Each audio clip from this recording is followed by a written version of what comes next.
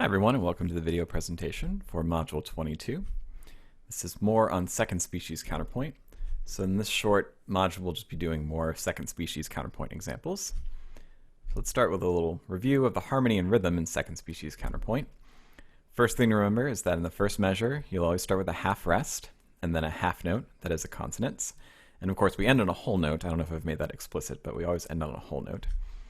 And then you must have a strong beat, right? Whenever you have a strong beat, so that's going to be the first note of every measure.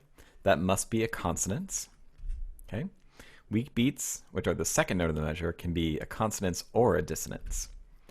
Unisons can be used, but only on a weak beat, and you can use them at the beginning or end, but you can also use them anywhere else in the counterpoint as long as it's on a weak beat. And then all the other rules of first species apply. So the most important thing that second species teaches you is how to create and resolve dissonance. And so in second species, a dissonance must always be created by a step, and it will always be from a consonance. And then that dissonance that you created must be resolved by a step. So a consonance must always follow the dissonance. So we gave some examples here. This E is moving to an F, which becomes a perfect fourth dissonance. Then it's resolved by a step up to a sixth, which is a consonance. Over here, this D octave is moving down by step to become a seventh, and then it's resolved to a consonance in the next bar by step. Okay, so as far as relative motion is concerned, all the previous rules apply. So no parallel unisons, fifths, or octaves, and they'll look like this in this species. Okay. You can't have any repeated notes in this species because it just won't.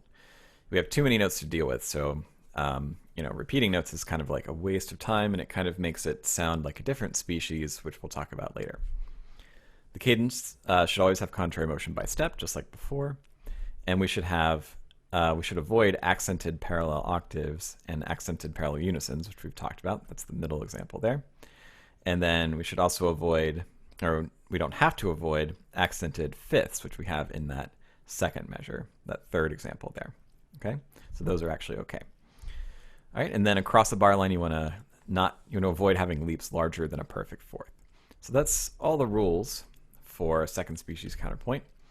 So let's look at this example here and talk about how we would approach it with second species. The tonic is G, so that's the first thing to keep in mind. We're going to plan a shape like we always do. And so that is step one. Make a plan, which will include the shape, the high point, location, and cadence. Step two will be to choose a high point and then the first note. And then step three is to compose the rest according to the shape and following all the rules. All right, so let's get started on this. Okay, so planning the cadence. Now cadence should always either be a unison or an octave, just like before. So our choices for this are going to be a G for the unison or a G for the octave. And we've talked about this before. You want to pick the most logical choice. And I know from the shape that I'm looking at in my Canis Firmus that the Canis Firmus goes in the downward direction, which means we'll have to go from the upwards direction when we're getting to this G. So that means that we're not going to have a lot of room. We'd have to probably start on something like this note, maybe even like this note. And that is just way too low for this, for singing this example, right? It's out of range of most singers, and it doesn't look right on the staff. So using that low G kind of sets us up for failure. So we don't want to use that.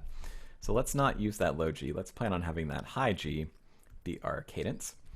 And then we always want to have contrary motion between the last two notes. And now that we're writing second species, the last note, second to last note, will be a half note in the second part of the bar. And it's G minor, so we have to raise that to an F sharp. So not an F natural, but an F sharp. So that'll be our cadence, and that is contrary motion by step in both voices to, in this case, a unison. So I'll just write the number 1 to indicate a unison. Okay. Now, we could go ahead and write the first bar in this, or the first note in this measure, and we can go ahead and do that. So, before we were kind of approaching all these cadences by steps, so you might think that we could use an E flat to get to that F sharp, But that creates a problem because that creates a augmented fourth with our soprano. If we change this to a natural, like we've been able to do, that makes it into a just regular perfect fourth, which is still dissonant. So we cannot use that E natural as our bass voice to get to our F sharp. So what else could we do? Well, maybe we could use a G, but that creates a second, right? So that won't work. We could use maybe an A, right? An A octave might work. So that is a possibility. That would be unison, but we cannot have a unison on a strong beat, so we can't do that. So that's not an option. So maybe we could go down further. Maybe we could have this be a D, and that'll create a perfect fifth.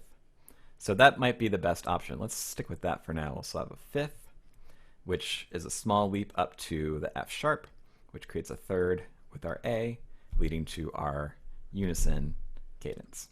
Okay, so there we go. We did our cadence plus one note, so we're in good shape.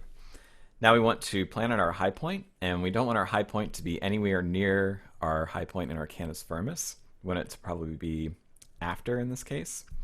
And let's give ourselves some options. So let's say that our high point might be somewhere, and I'm going to write it down here.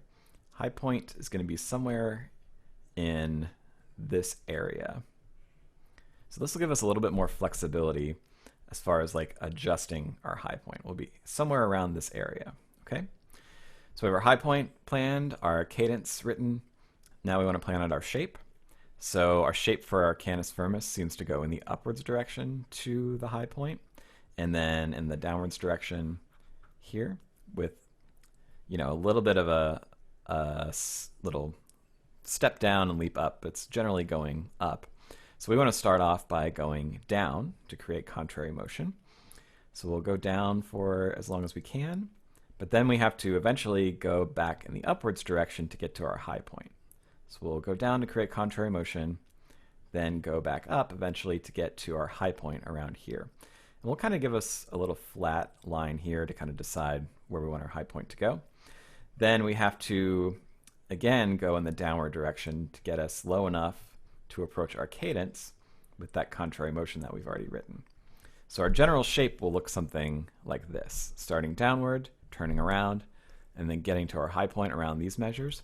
Then maybe like steps or, you know, dramatic leaps in the opposite direction to get us low enough to get to that D there. Okay, so step one, check. Step two is actually choose a high point and a first note.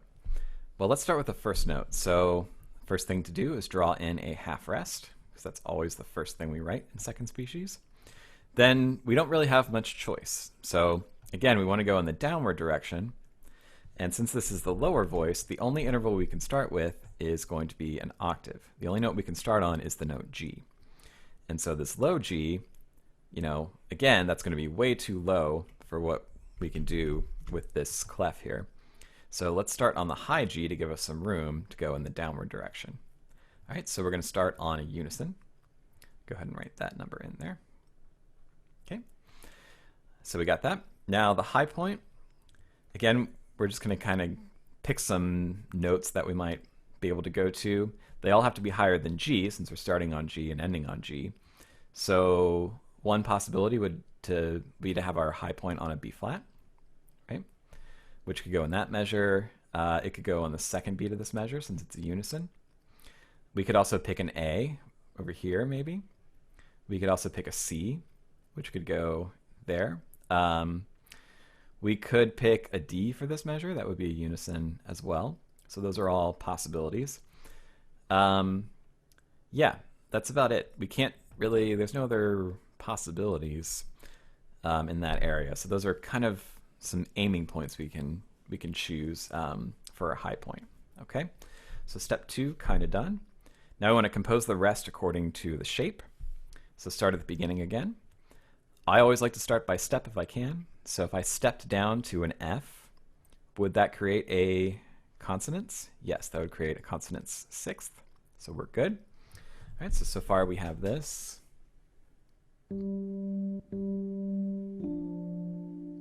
Which is nice. All right. Want to keep going in the downward direction. So we can leap, a small leap, to a D if we want to. If we step to an E flat, that would create a dissonance, so we'd have to resolve it. And there's just no way to do that in this case. So let's have a leap down to an octave, right? And then, so now it looks like we can start either going up or we could go down still. So let's see if we can go down. So if we go down to a C, that creates parallel octaves between our cantus firmus and our bass voice. So we don't want to do that. So we can't go to a C. We could change direction. We could go up. So let's see what happens when we step up to the E flat. That creates a sixth, which is a good thing. So let's keep at that.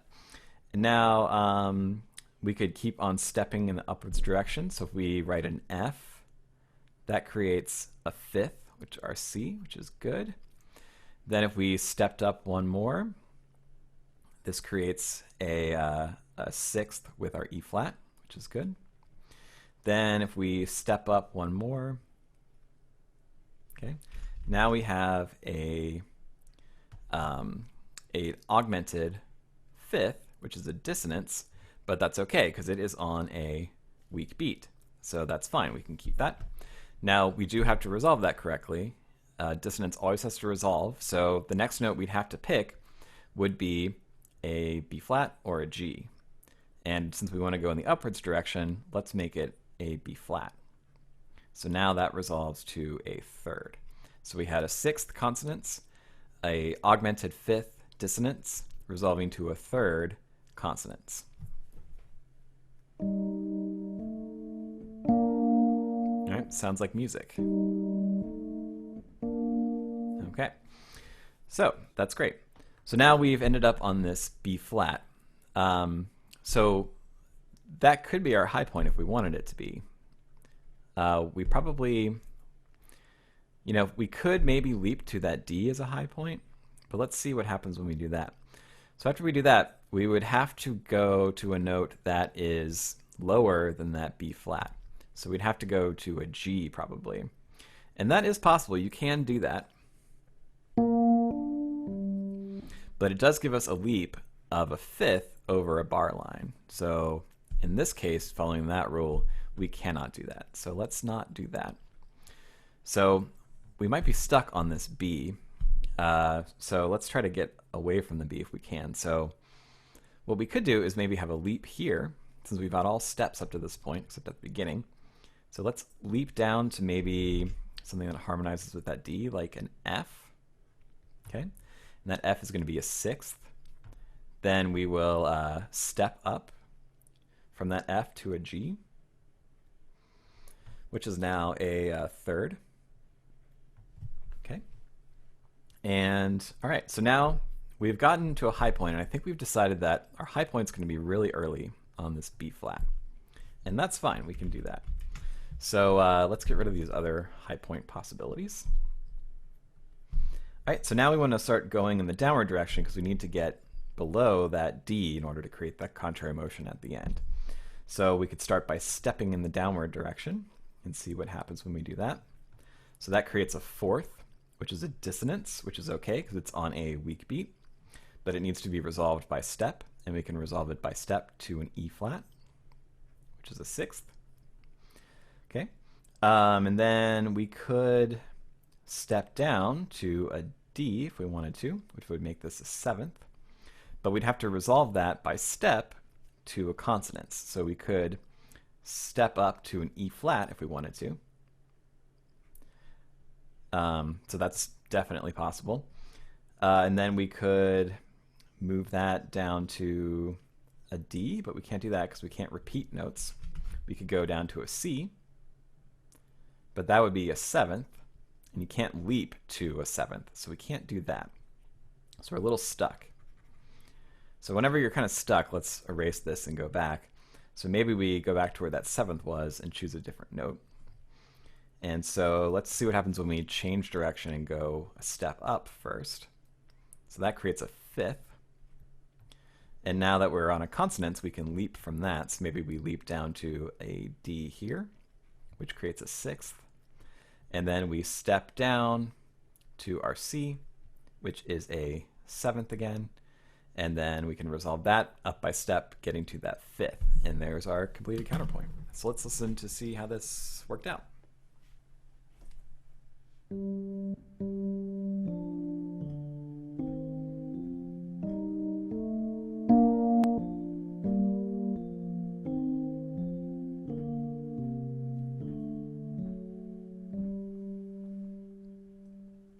All right, I like that a lot.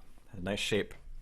Our high point was a little bit earlier than we had intended, but it's still a high point and it still works out. So there you go, that sounded great. Okay, let's look at the next example.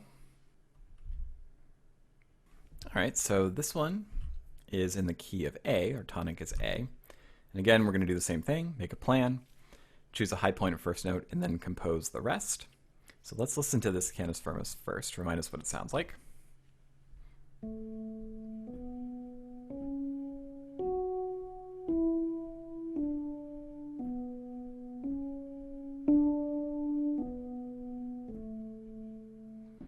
Okay, so let's make our plan. So start with the cadence, and again, we should always have contrary motion by step to either an octave or a unison. And we cannot use a unison here because we will not be able to create contrary motion if we try to end on that low A, because the only note we could pick would be this G sharp. And that G sharp is below this note B. We don't want to cross our voices, so we can't do that. So we have to end on an octave, A here. And the note that should come before it is the one that creates contrary motion by step with the lower voice. And so that's going to be a G sharp in this case. And then we could go ahead and pick the other note in this measure too. And in this case, we can go with just plain old F sharp, because that creates a fifth, then a sixth, and then an octave. So no problem there. So this is major, so we don't really have any issues with accidentals and stuff like that. All right, nice species counterpoint cadence there. Okay, so we have our cadence. Now let's pick a high point location. And again, we'll give ourselves some flexibility. So we'll say that our high point is going to happen somewhere within these three bars. Okay, maybe in the middle, maybe on one of the earlier bars or the later bar, but somewhere within those three bars. Okay, and then we want to plan our shape. And again, look at how our Canis Firmus works. So it goes in the upwards direction until it hits its high point rather early in bar 4. Then it spends its time going in the downward direction and then turns around that B, and then makes its way down to our cadence.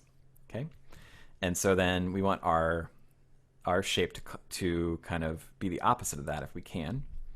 So we're going to start by going in the downward direction for at least the first few bars here if we can.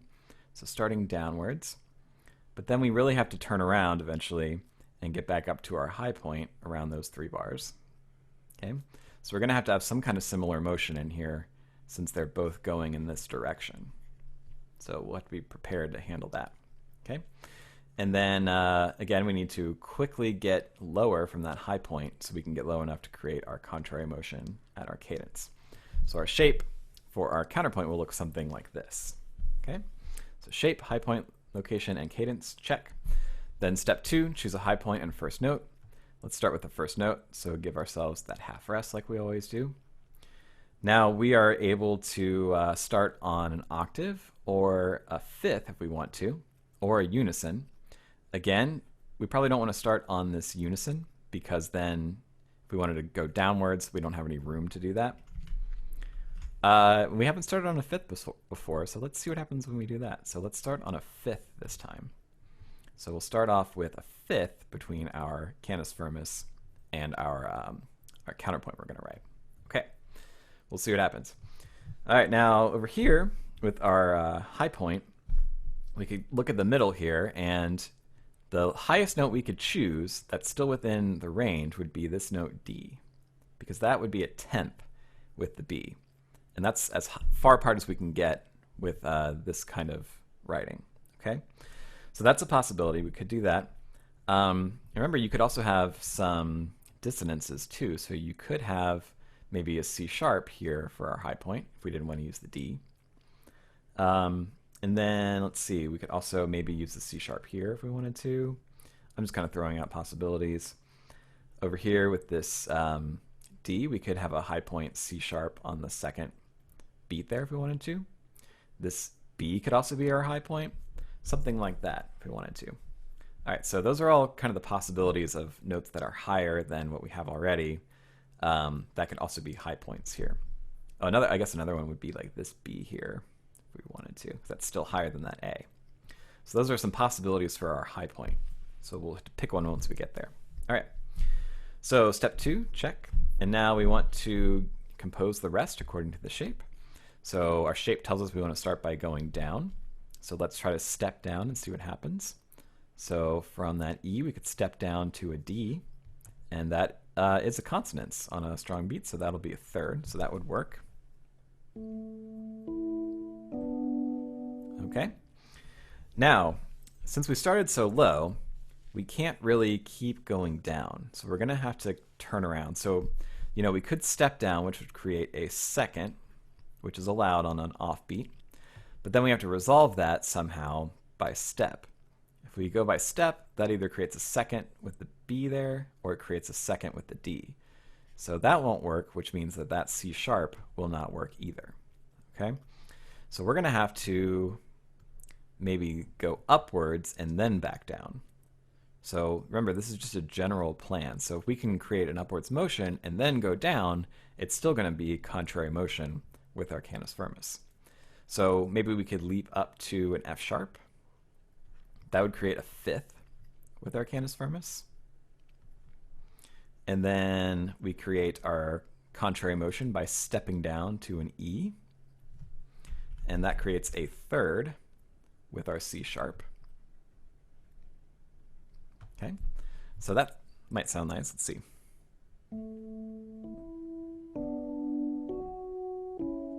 Yeah, all right, that works. Okay, and then let's see, our next note could be, well, we could step up maybe to an F sharp, which would create a fourth, which is going to be a dissonance, but then we have to resolve that by step, and we won't be able to do that because that either leads us into a second or a second that way too, so that won't work. All right, what if we leapt to a different note, like maybe, let's go back actually. Let's change this. So let's change this to an A. So that's 3 leaps in a row, but this is going to give us some more room to create contrary motion, I think. So we're going to start with a step down, and that outlines a triad. So whenever we outline a triad, that's a good thing, and we can have more than 1 leap in a row. So we're allowed to have 2 leaps in a row as long as it outlines a triad. So let's see what happens with that. So that creates now a sixth with our C sharp. And then now, since we've leapt 3 times in a row, or twice in a row, let's step down to a G sharp, which is a fifth now. And then we can step in the upwards direction to become a third with the F sharp. Then we will, from here, you know, we could keep going up, but we want to still have some room to get to a high point. So maybe turn around so we can leap to a unison in this case. And that's okay because it's on a weak beat. So we'll leap to that unison. We'll step up from there to a third. And then maybe keep stepping to become an A, which is a fourth. And we can actually follow what we wrote out here. So let's do that. So let's step to a B now, which will be a sixth. And then step to a C sharp, which will be a seventh. And then that's a dissonance, so it needs to resolve up by step. So let's have that resolve up by step to our D, which is a tenth. Okay. Now we've had all steps. It would be nice to have a little leap after this. So let's leap to the note B, and that'll create an octave. And then we can step in the downwards direction to create contrary motion to an A, which is a sixth. And then from here, we could see if we could go by step until the end. So let's step down. This becomes a fifth. Then we'll keep stepping down. This becomes a third. And now the note that could connect that F sharp to that F sharp could be a dissonant second here, which is a dissonance which resolves up by step to a fifth, so that works. Okay, let's see how this sounds.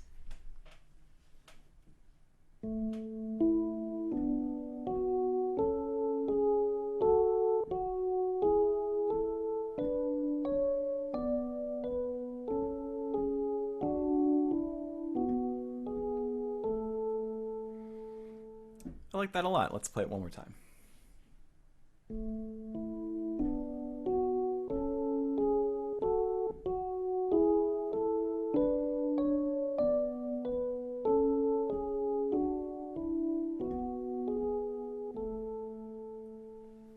Yeah, I think it keeps your interest throughout the whole thing. Giving the high point a little bit later like that, I think worked out well for us. Okay, great. Well, those are a couple examples of second species counterpoint. So thanks for watching, and we'll be doing more of this in the Zoom session, so look forward to that. All right, have a great day.